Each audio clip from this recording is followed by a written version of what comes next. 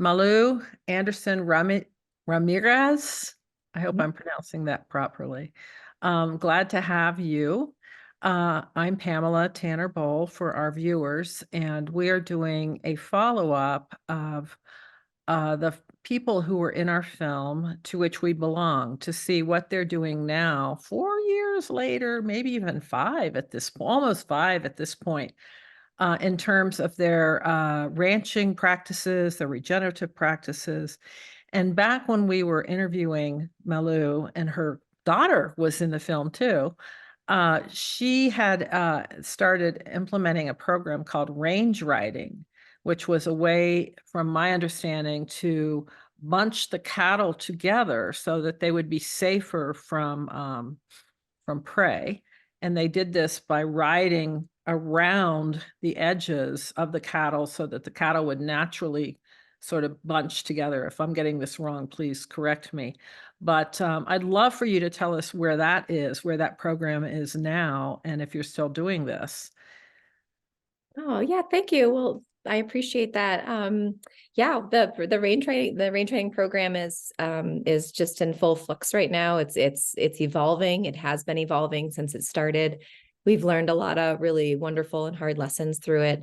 Um, and one of the main things is that there's really no one definition of range riding. What you explained is definitely one of the important pieces of range riding, and then there's a lot more to it. But from the lens looking way out, it's just sort of being in focus and being participating in the story that's unfolding out in sort of, everywhere, but in our case, wild landscapes where there are large carnivores and livestock, and just having more of an idea of how to manage what we're putting out there as humans, being a domestic prey animal in again a wild place where there are large carnivores. So really understanding that range riding helps manage that sector much better. Can you give us an example? Because this is there are a lot of people who may be watching who may not have seen the film. I will say that you all back up to Yellowstone Park, correct? And That's so right. you get some of the wild animals from there, grizzlies for sure. I imagine wolves. Yeah. Yep. And so Yep. part of their challenge on the Anderson Ranch is to manage their cattle along with these predators. And so if you could give us some examples of how that program has changed to Mm. manage this, Oh. not just, I'm not going to call it a conflict. I'm going to call it something else. I'll call it what you call it. Yeah, a lot of people talk about conflict mitigation, but we live here because it's such an amazingly unique place. So if we're doing anything conflict related, we're at least trying to reduce the chances, and then also really look good and hard at how we're contributing to those conflicts and challenges. Mhm. So the range riding program has looked a lot like we've collected a lot of data over the years. So we've gone from trying to find solution-based practices, which are still very important, and we're still working on things like electric fencing for our animals, flaggery for enclosing calving grounds with wolves and bears, range riding, a lot of wildlife tracking, and actually the way you handle cattle. A cow who is confident and knows how to find her calf and isn't afraid of humans are the kinds of cattle that we want out with predators. We don't want what we call a flighty cow that will sort of run more like an elk would run from a predator, because that makes her and her calf more vulnerable. So we're sort of we're helping our cattle sort of remember that they have all these instinctual patterns, and we're doing that by keeping them bunched together, by keeping them moving, which then in turn helps soil health and riparian areas and all the things that we are all well versed in. Mhm. Um, so yeah, there's lots there, but yeah, you're right. We're right up to Yellowstone, and so we have a unique set of responsibilities that we have to participate in order to have economically viable operations in a place like this. Mhm. Have you increased your cattle herd size over No, the? not really. No, I firmly believe that if you're a producer or a rancher in a place like the greater Yellowstone ecosystem, for one, there's not a lot of room to have a lot of really big ranches. Mhm. And really, whether we know it or not, we're almost doing it in terms of the preservation of agriculture instead of like how many can we get, how much. So it's preserving agriculture and doing that by looking at really hard things and really sort of breaking open and how we can be better in agriculture and where we are now because of past management. So Give me some examples of what you're doing to be better at agriculture. oh boy, gosh. Yeah.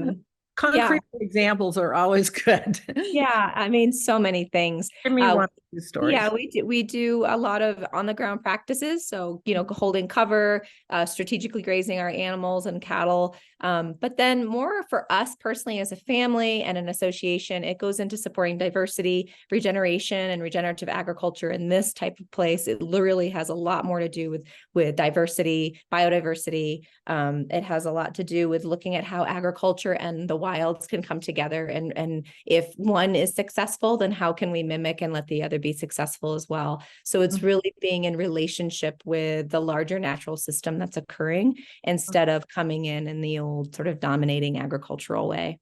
Oh, got it. So go ahead. I'm One sorry. of the big challenges we're dealing with right now is the bison and just the movement of bison out of Yellowstone Park into what's called Paradise Valley, which is their historic and ancient range and one of the most biodiverse wildlife corridors in the world.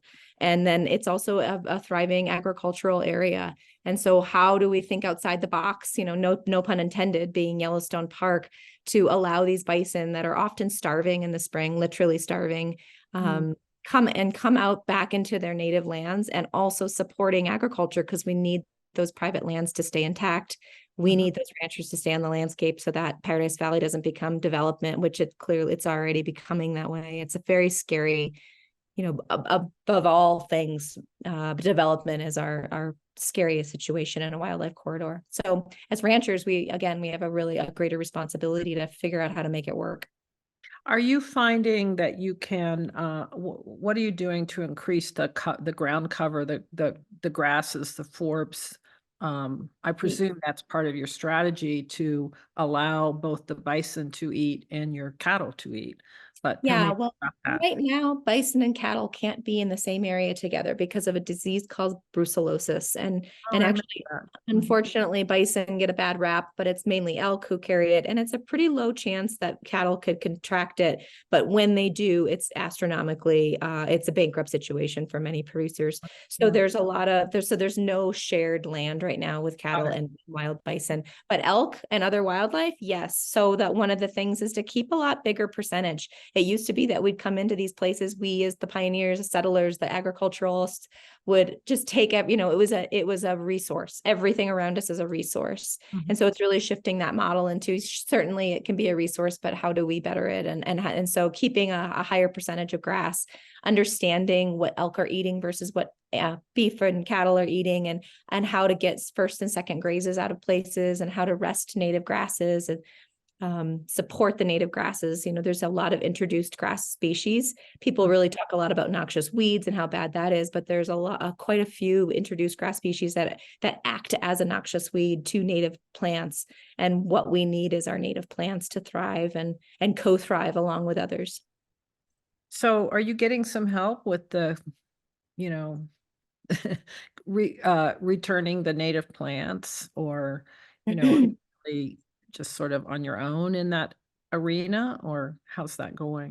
You mean like getting help with, we certainly have, it's definitely a community engagement. I mean, we as a family are growing and better understanding. And I was saying that earlier about the work with conflict, which is, it's no longer sort of solution. It's more about like being in process together and just having a better understanding of what's happening around us and how can we contribute to that and participate. So same with that. It's a community engagement.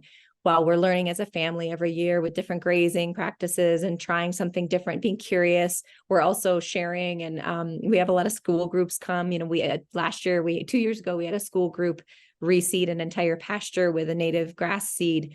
Oh, For an experiment, because the grizzly bears are coming and digging up the land, and in the agricultural mind, that's a really scary thing. But in the wild native land and mindset, it's a beautiful thing because they're reclaiming something and they're breaking up all those native grass species. And so that the students went back and reseeded where they've really, basically tilled up the land, the grizzly bears. and Mhm. reseeding natives to see if those natives have a chance to come back on their own with proper grazing helping. That's exciting. Yeah. Yeah. Yeah. So there's another program that I was reading about, and I didn't know if you wanted to speak to it, the teal program. Oh yeah, the teal tags. Yeah, that's Tag. also another sort of modern. We look at ways of like combining ancient wisdom and then modern practices and then future sort of tech, innovative tech and finding all those things that work fairly well. And so this would be our sort of innovation tech sector. And it's very slow going because I'm a branch manager and my teammate is thankfully he knows all about technology, but it's all around trying to find real-time response and alert to a fight or flight, or I'm sorry, an alert to a fight or flight response of a livestock animal out in a wild place. So it's better investigation. There's a compensation program through all of these places that people have cows and sheep with grizzly bears and wolves and other large carnivores. And when they are depredated on, and when those animals are killed by them, they get compensated through the state and government sector for the price or more of that animal. But there has to be an investigation that goes along with that from a wildlife biologist. And in an area like where we are ranching, the biggest challenge is finding those carcasses on time, because there are so many wolves and bears that they're gone within like 24 hours. And so then there's no compensation. So that's another really important piece of our range riders. Actually, that's What is probably it exactly? You put a tag in their ear and something about they explain it to a layman. yeah. So it's a trying to stay low cost. So it's accelerometer. So we're creating algorithms that look like, what does an algorithm look like in movement when an animal gets attacked and killed by another animal? And so then that algorithm would sort of ping if it went awry and let us know. But again, we have to keep it low cost so that it's graspable for producers. Yeah, yeah. So then when that happens, do you go out to where the animal is, or do you just know that that's happened and then you can send someone from the wildlife management sector to go to the right place to see Yep. that that animal has been killed? Yep. In Yeah. theory, it would be a tool for our range riders to use so that they know right away. Or we could send a drone out Yeah. Okay. Yeah. Um, to gators, so they might have them right away. Great. So what are you excited about right now for the work that you're doing? Or what are you hopeful about? Yeah. I'm really hopeful about a few things, but mainly just, range riding seems to be increasing, or just sort of the idea of being more in relationship in that way. And so we're hoping to extend our range riding program out into Paradise Valley, which would be a really important place to extend it. Mhm. And then also we are recreating what used to be sort of these range riding schools. We really believe that range riding takes a certain type of, there's a certification that should be involved. And these people walking away from these range riding programs who have done everything that they've done, it's not cowboying, it's not out there cowboying. And it's actually quite the opposite of that in a lot of ways. And we feel like these people, there should be a curriculum and there should be a certification so that they are really proud of what they've learned and they're doing. And so we're working on that right now and sort of figuring out what that structure might look like. So for someone who's not a rancher, when you say not cowboying, I know what you mean, I think. But for someone else who might be listening and be curious about the ranching life, what does that mean exactly? Tell Oh, us what the qualities are, the skills that make a rider effective at cattle management. Sure. It's very subjective. So in my story, cowboying is sort of the good old boy, and I grew up in that culture. I loved those guys. But it's also a deeply broken culture, and that's why we're here. This sort of dominating ego, control, and range. The best range riders don't have any of those things. Even hunters to some degree, like the seeking mentality is really important when you're looking for a carcass, but the seeking mentality does not work so well when you're trying to remain open on the landscape and part of the story and just understanding and aware. And so it's really the difference between that. We want someone who is in touch with themselves, who is in touch with sort of grounding in and being truly present and having sort of this open focus on the landscape. And And I know I'm generally speaking when I say cowboying, but I also will say I've earned the right to say that, having You spent have. time with many of them. So, Yeah, yeah, I think of I don't know if that makes sense, but that's it. oh, it does. I think of cowboying, if you can let me as a layperson, sort of, get along, the old rawhide, sort of a lot of, as you said, dominance, showing Yeah, who's boss. And what I loved about your range writing program, even though we didn't get to see it, but we heard about it and we have some beautiful pictures of it in the film, is that quiet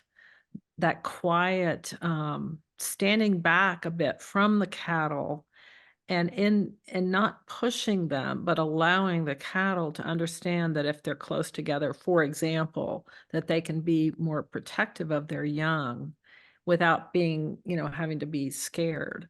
that's right. Just a Yeah. beautiful story. It's really, I love this, the story that you're Oh, living.